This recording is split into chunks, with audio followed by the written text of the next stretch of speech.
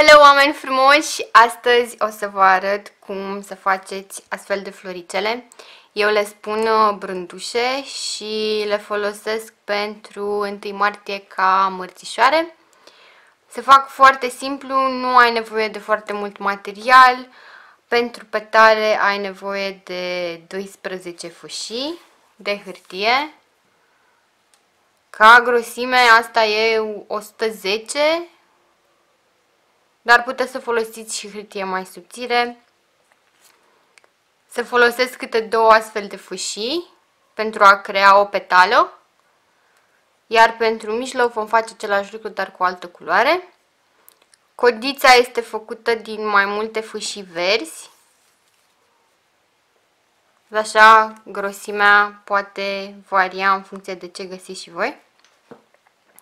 Vom folosi 3, 2, putem să și combinăm, depinde de cum vă simțiți voi în ziua aia. Ok, hai să începem!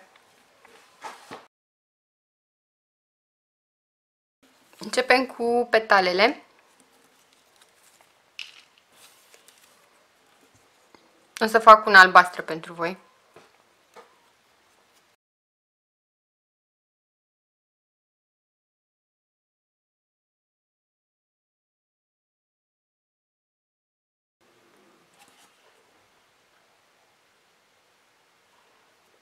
Și repetăm procesul ca să obținem alte 6 astfel de petale.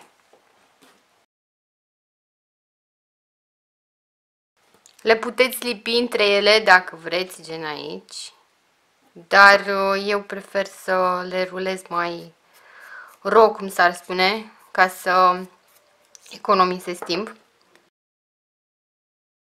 Am uitat să vă zic de materialele astea. Ăsta e un ac de rulat și de modelat flori de la Sizzix. E foarte util, are un slot un pic cam mare pentru gustul meu și rămâne spațiul ăsta aici în mijloc, un pic cam prea mare, dar e ok. Iar aici am lipici de hârtie, se usucă transparent. Eu îl cumpăr de la de la Casa Retro. E în București, pe Argentina, dacă nu mă înșel, pe la Victorie.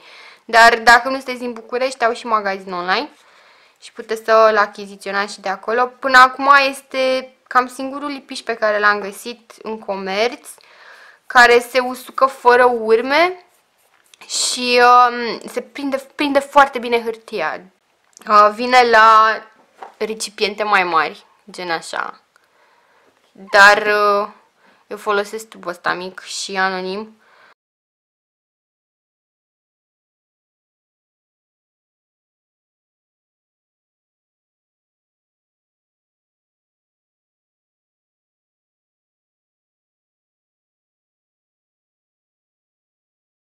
Ok, ultima petală.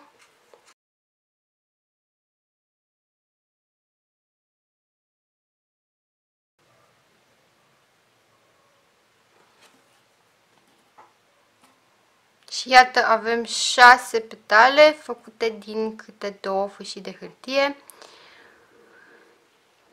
Eu îmi tai singură hârtia, am un shredder manual și mi-o cumpăr la Colimar de 50x70 și o tai apoi manual. Dar dacă folosiți hârtie din comerț, în funcție de cât e ea de subțire, s-ar putea să aveți nevoie de 3 fâșii pentru a obține un disc cam atât de mare. Dar puteți să experimentați și să vă jucați. Important este să păstrați proporțiile. Dacă folosiți 2 fâșii pentru petale, atunci o să folosiți tot 2 și pentru centru. Ok, le lăsăm un pic aici. O să facem acum codița, care e o formă de lacrimă, foarte simplă. Pentru acest pas o să încep cu 3 și dacă simt că e nevoie mai adaug una. Pe acestea însă le vom lipi la capete ca să nu se desfășoare în timp ce le rulăm și le modelăm. Punem foarte puțin lipici, facem un lanț.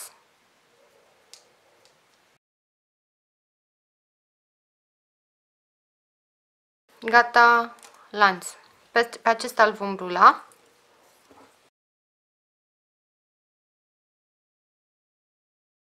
Avem un disc verde. Ok, îl lăsăm un pic să se desfacă. Cu cât îl lăsați să desfacă mai mult, cu atât să fie mai mare lacrima pentru codiță. Eu cred că am suficient. Și ca să o formați, doar apăsați într-un capăt. Și gata codița.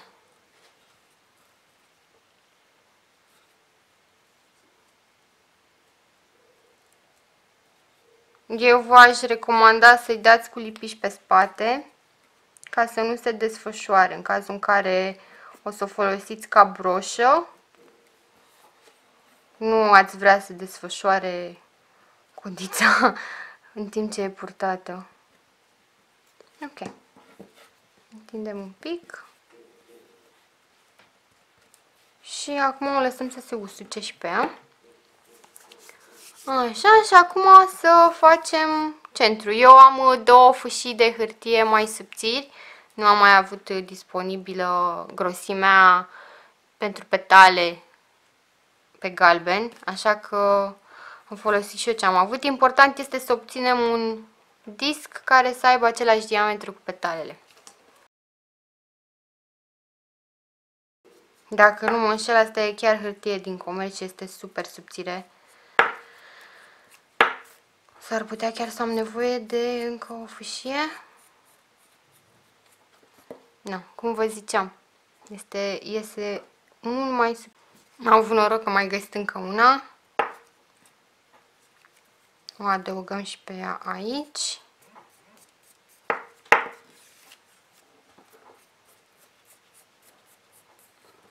Și ia să vedem, un pic mai mare, o să... Ok. Tăiat surplusul, un pic de lipici, pardon.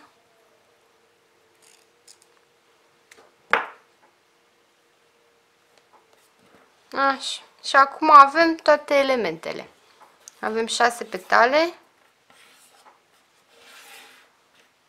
un centru și o codiță. Între timp s-a uscat lipiciul pe bază și acum o să începem să le asamblăm.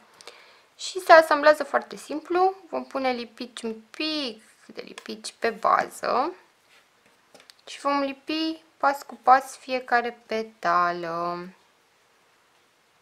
Să punem lipici jos și în lateral ca să fim siguri că lipiciul este suficient de puternic și oferă durabilitate.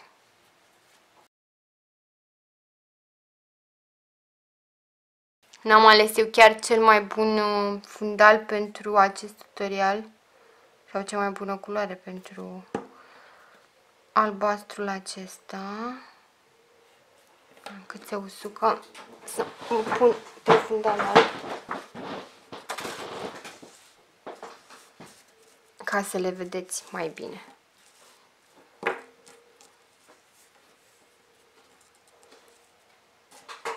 Mai e o petale de pus, o lipim acum. Punem lipici și pe o parte și pe cealaltă și o strecurăm aici.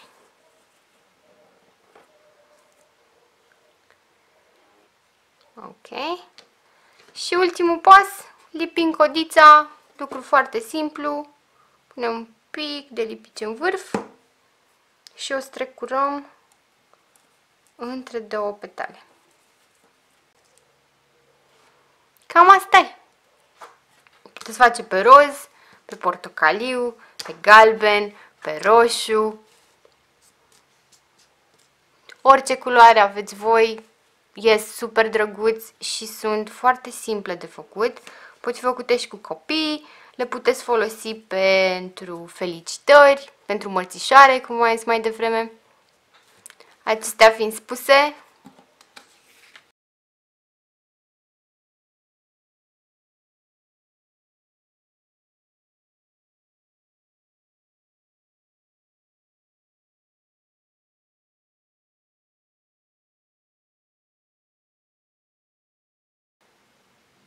Asta a fost tot, un tutorial foarte simplu pe care îl puteți personaliza foarte ușor.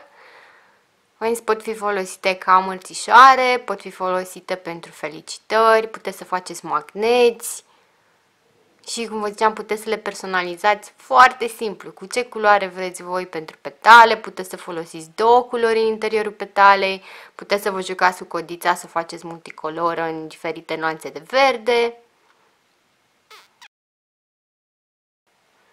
Spor la treabă și dacă aveți întrebări, vă aștept în comentarii. Până una alta, like, share, subscribe!